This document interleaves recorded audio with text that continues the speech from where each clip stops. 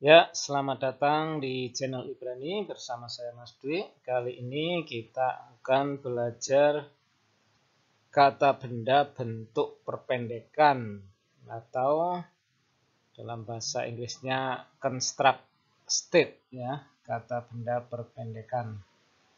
Construct state. Ya, kalau bahasa Indonesia konstruk, bentuk konstruk ya, atau bentuk perpendekan. Nah, ini contohnya ya. Dafar, dafar itu artinya firman. Kemudian Elohim, Elohim itu artinya Allah. Nah, ini kalau digabung itu bukan menjadi dafar Elohim, tapi ada perubahan ya. Menjadi dafar Elohim ya.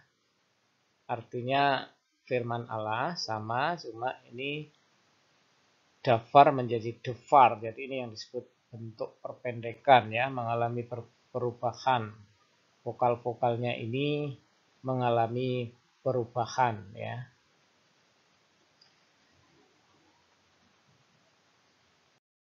Nah, dafar Elohim ya. Nah, ini yang disebut bentuk konstruk atau bentuk terpadu yang ada di depan ya. Nah, sedangkan yang ada di belakang itu adalah bentuk absolut ya atau bentuk bebas.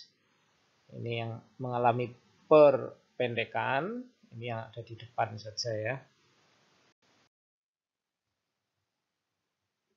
Nah, bentuk konstruk atau terpadu tidak bisa berdiri sendiri.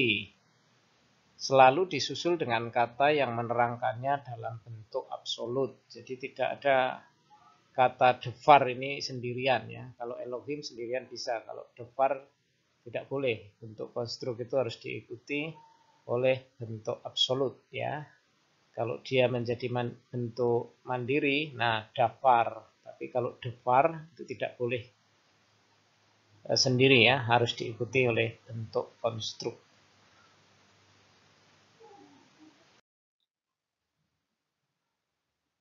Nah, ini contoh lain ya. Ben Abraham. Ben itu anak ya, Abraham itu Abraham. Nah, kata benda dalam bentuk konstruk tidak pernah menerima awalan penentu. Awalan penentu selalu dirangkaikan pada kata benda dalam bentuk absolut. Nah, contohnya ini ya. Dafar ha Elohim. Dafar ha Elohim. Nah, awalan penentunya ini ya. Dalam bahasa Inggrisnya itu the. Nah, dalam bahasa Ibraninya ha. Ini tidak boleh di depan. Jadi dafar ha Elohim ya. Tidak ha dafar Elohim tidak. Tapi awalan penentunya itu ada di belakang. Ada dalam bentuk absolut ya. Ini kata benda absolut. Nah ini. Hanya di sini. Tidak di depan sini ya. Artinya adalah firman Allah itu.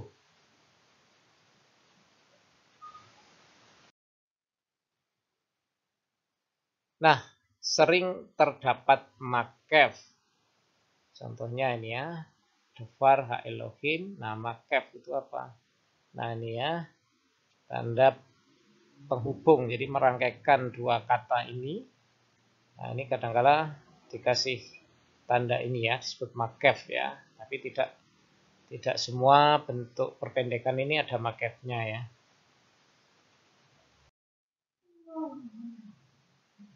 Nah, fungsi bentuk perpendekan itu beraneka ragam ya. Yang pertama sebagai genetif subjektif. Misalnya ini ya. Dafar Elohim. Dafar itu dari kata dafar, firman. Elohim itu Allah ya. Jadi firman Allah atau firman yang asalnya dari Allah. Sedeh Daud. Sedeh itu ladang, Daud itu Daud ya. Ladang Daud artinya ladang milik Daud. Ben Daud, Ben itu anak atau putra, Daud itu Daud ya, anak Daud. Ini menyatakan hubungan keluarga. Kemudian nih serugot es. serugot es melalui api. Api itu menunjukkan instrumen atau sebagai alat ya. Nah, yang kedua sebagai genetif objektif. Nah, misal ini ya. Yirat Adonai. Yirat Adonai itu takut akan Tuhan. Itu maksudnya ketakutan yang disebabkan oleh Tuhan ya.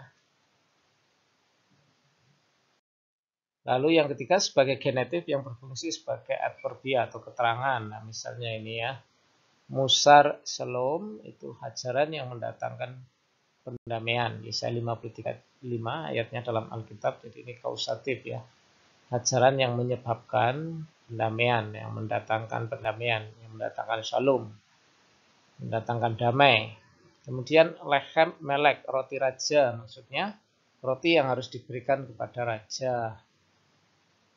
Kemudian Gafat bin Yamin, Gibeah di dalam Benyamin. Ini menunjukkan tempat atau lokasi. 4 sebagai genetif atributif, genetif yang berfungsi sebagai kata sifat ya. Malke Heset. Malke itu bentuk jamak ya, bentuk konstruk jamak dari kata melek menjadi Malke Heset.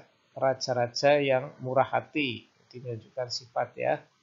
Kemudian misbah adamah, misbah tanah, misbah dibuat dari tanah. Yang kelima, menyatakan tingkat superlatif atau paling tinggi atau paling rendah ya. Misalnya kodes kadasim, berarti paling suci dari kata kudus ini ya. Kadas, kudus ya. Suci dari antara yang suci. Efet abadim, hamba dari antara hamba ya. Hamba yang paling rendah, superlatif. Ya, ini daftar kata dalam bentuk tunggal, jamak, dan bentuk perpendekannya ya, baik tunggal maupun jamak. Misalnya kita lihat nih, kata sus, kuda itu maskulin ya. Ini bentuk perpendekannya sama sus, lalu bentuk jamaknya susim, bentuk perpendekan untuk jamak menjadi suse, kuda-kuda ya. Untuk yang kuda betina, ini susah, bentuk konstruknya susat. Nah, bentuk absolut jamaknya susot, bentuk perpendekan jamaknya menjadi susot juga ya. Anak laki-laki, bentuk absolutnya ben, bentuk perpendeknya juga ben ya. Hanya bedanya ini titiknya 2, ini titik 3 ya. Vokal E-nya mengalami perubahan. Nah, untuk absolut jamaknya banim, untuk bentuk perpendekannya menjadi bene. Tangan itu yad, bentuk konstruk tunggalnya yad. Yadayim itu bentuk absolut jamak.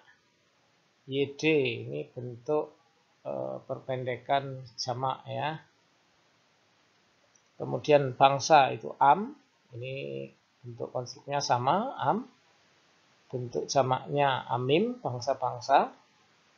Nah, bentuk perpendekannya untuk yang jamak menjadi ame ya, bangsa-bangsa. Nabi, ini nafi, ini juga bentuk perpendekan tunggalnya nafi sama. Untuk bentuk absolut jamaknya neviim, nabi-nabi. Untuk bentuk konstruk jamaknya menjadi nevi'e. Ya, untuk nabiah, nevi'ah. Nah, bentuk konstruk tunggalnya nevi'at.